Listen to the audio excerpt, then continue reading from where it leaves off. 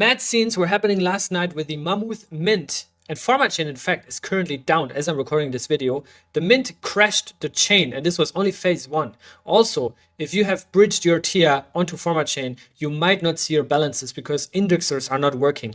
That's how much FOMO people had. I was glued to my screen and got to mint the Mammoth in phase 1 that I was eligible for, so I'm all chill, but a lot of people are FOMOing really, really hard. However, Mammoth Overload came out explaining what has happened and what they're currently working out, that it will likely take a number of hours. So maybe by the time you're watching this video, Forma chain is back up. And also they were saying that phase 1 will be extended. Remember, there's 3 phases.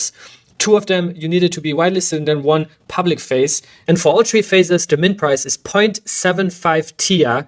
And on highlight, which is the secondary market for Forma chain NFTs, you can see the floor price right now, 75 TIA, a clean 100x. In fact, I saw a lot of Mammoths going for 150, 130, 120 TIA, and over 2,136 TIA were traded in secondary sales yesterday within just 1 or 2 hours, because after that the chain just crashed, right? And you can still see this offer here, 75 TIA, that has never been filled because right now the chain is halted. So we'll see where it will land during the ongoing mint, but also then after the mint. And I think this is probably going to reach Sloth levels. Sloth has around a $20 million market cap, slightly higher than that now.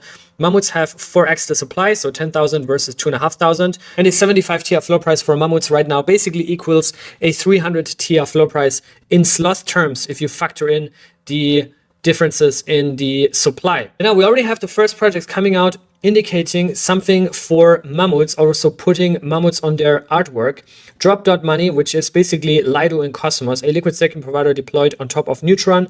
They have come out and said that they're soon entering the second epoch. The modular epoch begins. And with that, they're also saying NFT communities, you're in. Drop is working on exclusive benefits for you. Stay tuned for updates. And Initia, who is the founder of Drop, has then commented with this Mammoth right there. So those are all the signals that are coming together. At the same time, we have Anoma calling all Sloth holders that they should check out their Anoma Discord and get their dedicated gated role. So get that right now, and all Cedo Plus members will get step-by-step tutorials and guides on how to claim these things, how to claim your roles, where to go, and yeah, also time-sensitive things and reminders. Stepmas also did a step-by-step guide yesterday before the Mammoth Mint went live on how to get best prepared, how to bridge your TIA to Forma and get ready for the Mammoth Mint. For those that just want to have real-time updates and information and guides and tutorials on how to best be prepared. Now, zooming out on macro news, we have this insane chart comparing the Bitcoin ETF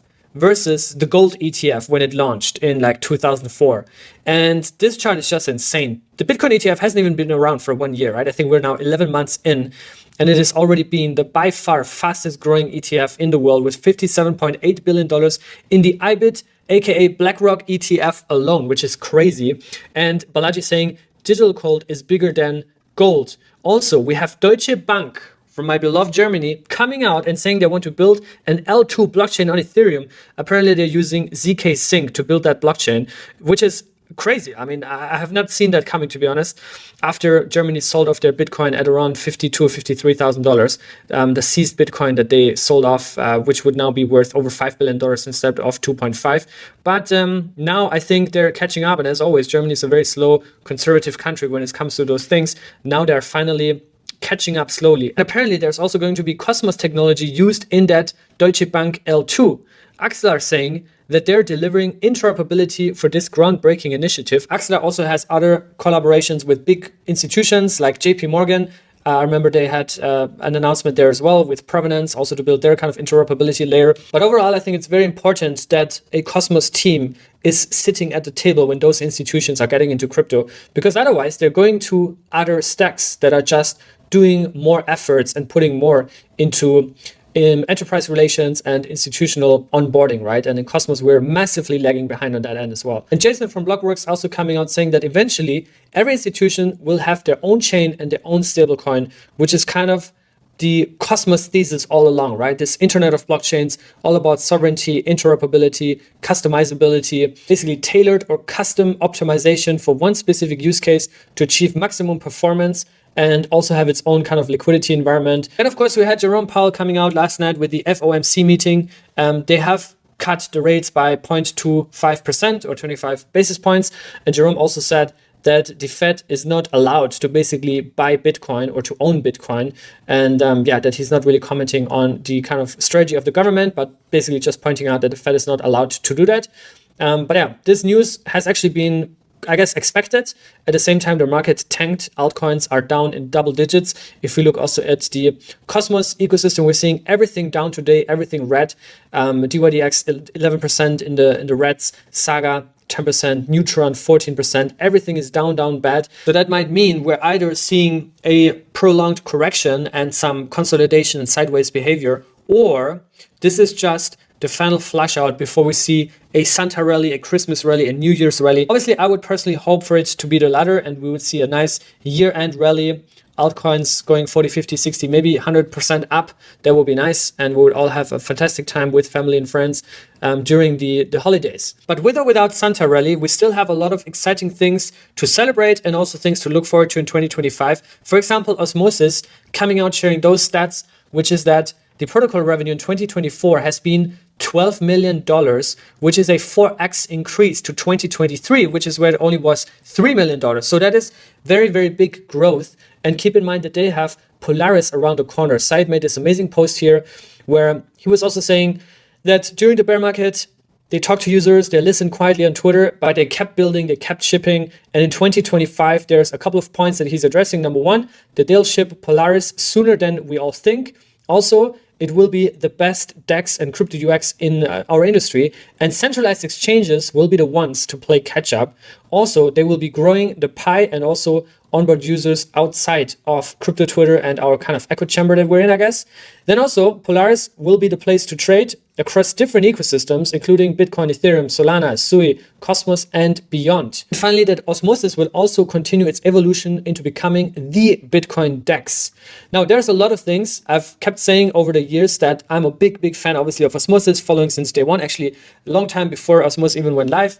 And I think we're also the first to report about the something is brewing tweet back in the days for those OGs that still remember when there was this original Osmo airdrop announcement also. But so as much as I love Osmosis, I think they should really be focusing on one specific thing and really go hard into that vertical, into that product direction, and not try to become 5 things at a time, right? Because now we're seeing Polaris, we have also the Osmosis DEX itself to also be a launchpad for new tokens that are launching, like Chain, Initia, and all these kind of new tokens, but then also to become a Bitcoin DEX, right? So eventually, maybe there's also a kind of greater vision that connects all these dots, but I just wish to see Osmosis going really hard in one direction that will then also really play out and become a true market leader in that sense, right? Because at the same time, Osmosis is also still kings of IBC, right? So, but competition is not sleeping. So I don't know what the end goal is going to be, but nonetheless, this is very bullish. I'm still holding my Osmo stacks is at an all-time high. Actually, at those price levels, I'm also a buyer. Anything below $1, in my personal opinion, below $1 Osmo is like picking up money from the ground. But that's just my personal opinion, of course. When it comes to a kind of next generation DEX and trading experience, we also have Mantis that we've been covering here for a long time now, also that it is live and you can trade on Mantis, which is a DEX that is basically also integrating SocialFi, which a lot of people are saying this is the next big vertical after AI agents and memes. SocialFi is the next big vertical. And this is developed by the Picasso network team, by the composable finance team, basically, that started off in the Polkadot land, which is also the time when I got to meet the team, and then launched Picasso as a Cosmos blockchain. And now they have launched Mantis, which is also interoperable with Solana, Cosmos, Ethereum, and many more ecosystems. And you can come here and you can currently trade here as well. It's intent-based. You create your account. You can also earn yield. And currently you can earn points as well, which they call credits. 2 million Mantis credits are distributed on a daily pro rata basis. So you can come here, you can trade, you get a feeling for the product. This is still in the open beta version. So this is still very early days and in its infancy. There's a leaderboard. And yeah, just get a feeling we're also collecting points. Mantis also did a big announcement with Arthur Hayes joining as a strategic advisor. Arthur is obviously well known in the industry, the co-founder of BitMEX and also now CIO at Maelstrom Fund. and also very, very big in the DeFi trenches. I think a big investor in Pendle, and definitely someone who knows about those type of products. So that's good to see. Then we also have some news from Echos.fun, which is the AI agent platform in Cosmos, developed by the Stride team. And they came out with a post basically saying, what are the next steps? And they gave a couple of points here. Number one, smarter echoes. Number two, more echoes. Right now we only have 5. I think there's a lot more demand for it for sure, but I think they also need to make it in a permissionless way, which is what's coming. Echoes better integrated into DeFi, also something that is currently a bit isolated. Echoes frontend, also right now I think a little bit confusing to people. And on a broader picture, they want to position Echoes as the AI agent platform in Cosmos, or Celestia basically, because Echoes is deployed as a rollup on Celestia, while Celestia itself is a Cosmos blockchain basically. So that Echoes is basically perceived as the equivalent to A16Z or Solana, or virtuals on Base. And right now, there's no token on Echoes. The biggest token right now is in fact the injective agent intern, which has a couple $100K in market cap. But other than that, we haven't really seen a lot of liquidity inflows, a lot of trade activity. Vito was one of the first ones to go from like a few $1,000s in market cap to like a few $100,000. So that was nice, but still very, very thin liquidity. And we'll see where this goes, but definitely interesting stuff and definitely something for you to put on your watch list. Another project to put on your watch list is Saga, which we've been talking here forever on this channel, actually since 2021 or 2022. I think in 2021, there was a whole different thesis, right, for kind of Saga to be a canary network in Cosmos. Also remember in the early days it was called Saga Network, and then they spun out and have built their entirely own ecosystem and raised their own funds, which I also invested back in the days in kind of summer 2022, something like that. Now they are on mainnet since around 8 months and are just giving a recap here on that whole journey. And also an outlook on what is coming in 2025. One of the main things obviously is Saga 2.0, mainnet 2.0, which also implements the liquidity integration layer to natively integrate liquidity with Uniswap's V3 engine sitting at the helm of that, and also for all chainlets to be able to plug into Uniswap for their individual sovereign environment, which does not have any dependencies on other chainlets. So they have this kind of sovereign ecosystem within the Saga ecosystem. And now it's time though for the first chainlets to also showcase their products, have their token launches. And I think this is all something that's coming in Q1, Q2 of 2025. Not only in the gaming space, I think most of the chainlets are going to be games, but also in the AI space, eventually also in the DeFi space, right? DeFi is, I think, the most important pillar for any ecosystem to thrive, right? Because that's where volumes and liquidity and just user interaction comes in crypto right now. So that's the main thing. And then around that, build out this gaming economy and AI economy. And I also see a lot of kind of non-Cosmos native or even non-crypto native people, gamers, talk about Saga. Speaking of growing outside of Cosmos or growing the Cosmos, there are currently 9 open positions at Interchain Labs or Interchain Inc, where you can apply even if you're not technical. So you can come here. I'll share a link also below this video. If you want to get more involved in the Cosmos and contribute more, then you should apply right now. One of the probably smaller Cosmos app chains that is not as much talked about is Jackal protocol, which is an app chain for storage and also fits well into the AI and compute play. They also have this partnership or integration probably in the pipeline with Akash Network, which is good to see. We saw Greg was retweeting about it the other day and using the product. And Jackal also just launched JKL names that are now live, which is kind of their domain service. And you can secure your .jkl address today and then send files on Jackal Vault, link to your socials, and as a referral code, earn JKL rewards, JKL tokens as well. One of the more talked about upcoming chains, upcoming launches in Cosmos is Initia. But Initia has now postponed their launch. Initia's mainnet is frozen right now at 78%. And is still waiting for the final audits to be completed, and then they will launch mainnet right away. But they have 2 parallel audits going on right now, I think from Zelig and Ottersec, so we'll wait and see what comes out of that.